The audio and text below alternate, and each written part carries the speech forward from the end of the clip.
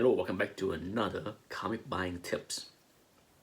In the previous video, I talked about eBay and buying from lesser known sellers, less reviewed sellers, and new sellers.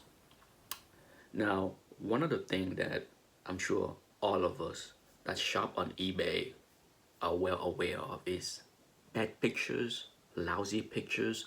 Sometimes people put books in bags and it's just horrific. Okay, yes, I'm sure nothing I just said is news for many of you. Yes, now there's an advantage for you and I if we are willing to put in the effort. What happened is, for a lot of not so seasoned seller, they take terrible pictures, fuzzy pictures, leave books in bags. That deter a lot of potential buyers. Okay? Trust me. There's a lot of people out there that saw that kind of listings and their immediate reaction is, what a fool, and they move on to the next listing. They don't take the next easy step. Easy, but it takes effort. The E is so important. Okay, I keep stressing the E in this series.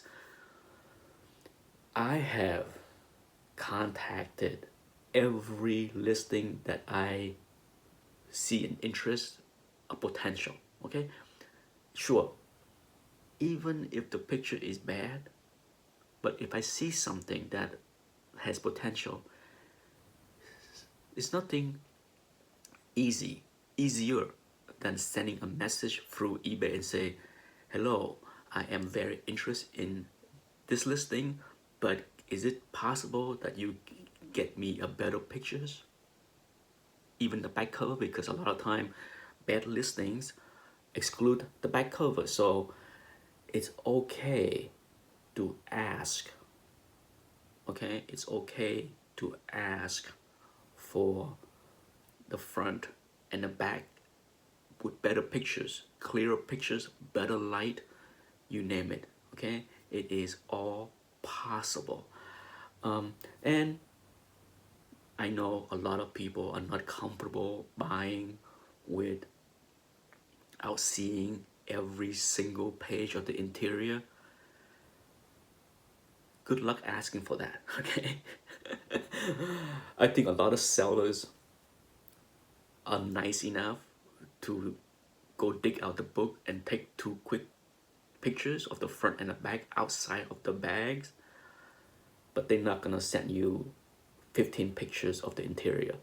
That kind of request usually get you blocked and banned for future listing. So keep that in mind. You can certainly ask the question, is the centerfold intact? Nothing is detached? That's the kind of thing that you can ask. There's ways to politely ask the question. Okay, is it common sense? How is that so hard? Okay, but the good thing is, as I mentioned in the earlier part of this video, a lot of people will ignore those listings. If you go through the extra effort to just send a question through the eBay system and ask, a lot of time, the seller will oblige and send you better pictures, clearer pictures, more pictures. It's very rare, very rare that a seller would ignore my request. There are occasions where a seller will say, I will get it to you when I have a chance, and then they disappear. And then the listing are sold, whatever. But there have been occasions here and there where the seller did not reply to my request of more pictures, even politely. So it will happen. It's not 100% sure thing that you send a request and you get better pictures, but you'd be surprised. I have got many very quick replies, sometimes within 10 minutes of a better pictures. Yeah, it has happened many times where I don't have to wait hours or a day. Sometimes it's just minutes. So keep that in mind. Keep that in mind. Okay, so if you see a listing that show potential, never be afraid or lazy to ask for better pictures. It sometimes I rush through. There has been a situation where I saw a book, even though with not the best of pictures, I will buy it without hesitation or without waiting to hear from the seller on better pictures, because the risk of losing that listing is too high because the book looked good enough in pictures and the price is too great to pass up. So there are situations where I bypass asking for more pictures. Now, what is it that I will not skip? The back cover. Okay, I can deal with no interior shot, but there is no way, regardless of how great the deal is.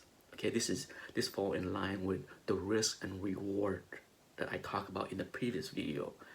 I will take risk, but there is such thing as stupid risk, and stupid risk is a listing that has no back cover. Who knows what can happen with the back cover? Okay, there is no way to grade anything without the back cover. Go back to my whining about people asking me for my opinions on grade and give me just the front cover. Yeah, you know the situation where it happened quite often. It just cannot be done. So for me, if I see a listing without the back cover, it is a certainty I ask for the back cover. A certainty. There is no if, no buts, no without exception. I don't care how good the prices can be. I will ask and wait to see the back cover.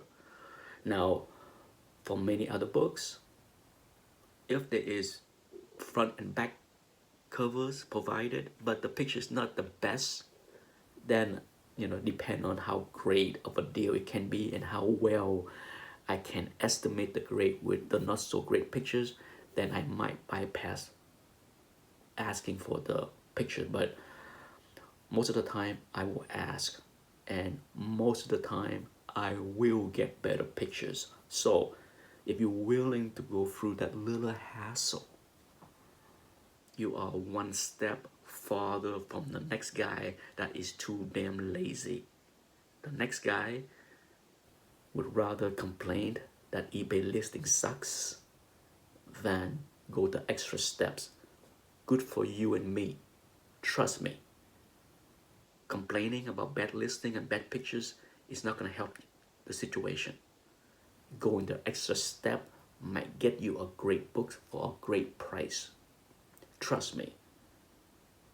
There's less competition out there because a lot of people are just not willing to do that. For sure, if you're not sure about anything, even with the good pictures, don't be afraid to ask more questions. For me, usually on low grade books where the spine and the staple area are pretty beat up, I'm always not shy to ask, can you tell me if the covers is attached at the staple, because I can't tell with the pictures. But ask, okay, is that a tear or is that a printer crease? Is that water stain?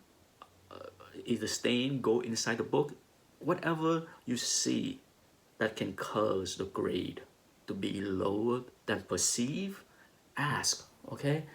There's nothing wrong with asking as long as you ask politely. The more you know, okay? The more you know, the more informed you are as a potential buyer of that book. Your chance of doing well, scoring a good deal is better. So there are risk taking, but there is smart risk taking and then there is stupid risk taking. So keep that in mind. You know, I talk about taking chances on eBay, but if you have watched the video so far, you see that I approach it not haphazardly, okay? Do it smartly, and trust me, you will get better result than just shooting at the hip, roll the dice. It's more calculated than that, right? And that's it for this video. Thanks for watching. Bye-bye.